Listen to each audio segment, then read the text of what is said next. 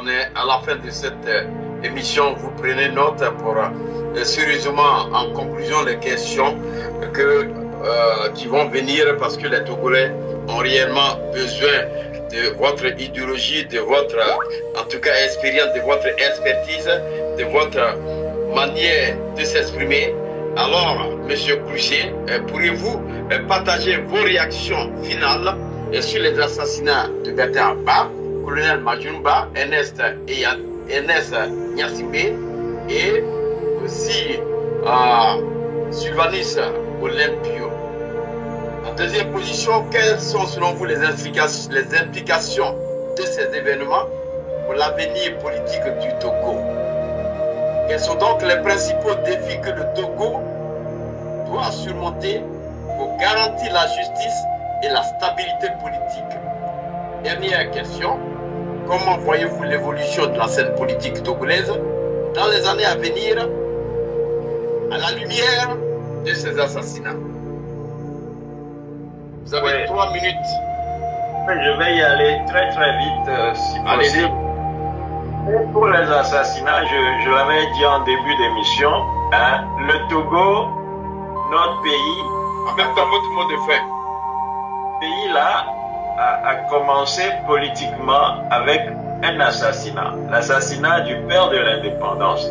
Et dans tout ce qui a suivi après, les autres assassinats, et de Dario Amorin, et d'Atidépé Marc, et de Atuti Agobli, et de tout ce que vous savez, eh bien, ces assassinats-là ne sont qu'une répétition de la grosse bêtise que nous avons fait en commençant, je sais pas, avec l'indépendance de notre pays, qui n'a jamais donc duré. Le Togo aujourd'hui continue de souffrir.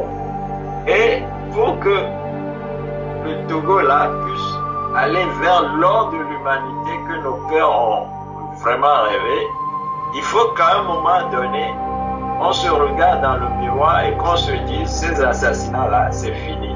Les emprisonnements au Togo, c'est fini. Alors, qui peut faire ça aujourd'hui? Voilà des hommes politiques qui nous restent. Ils ne sont pas nombreux, mais qui peuvent faire quelque chose.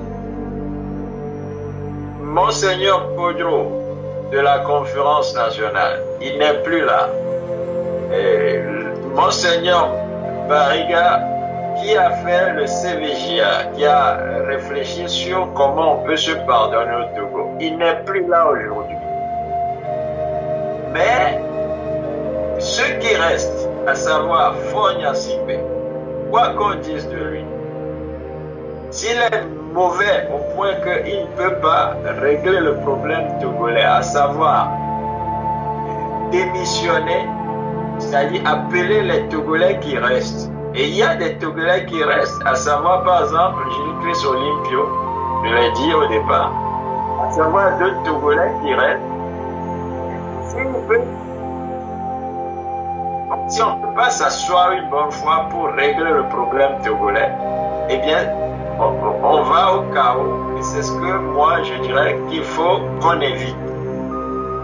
L'année 2025 qui s'approche, nous en sommes à pratiquement 2 semaines de cette année. C'est le temps maintenant, entre maintenant et la fin d'année, de méditer et que au plus tard, dans les premières semaines de l'année prochaine, eh bien, que Fogna Simbe fasse un sursaut et dise, je veux partir, j'ai besoin d'être amnistié par exemple, je veux libérer les prisonniers. Lui peut au moins commencer par libérer les prisonniers, s'il veut qu'il y ait une certaine paix qui se fasse vent et qui nous amène donc à la réconciliation nationale.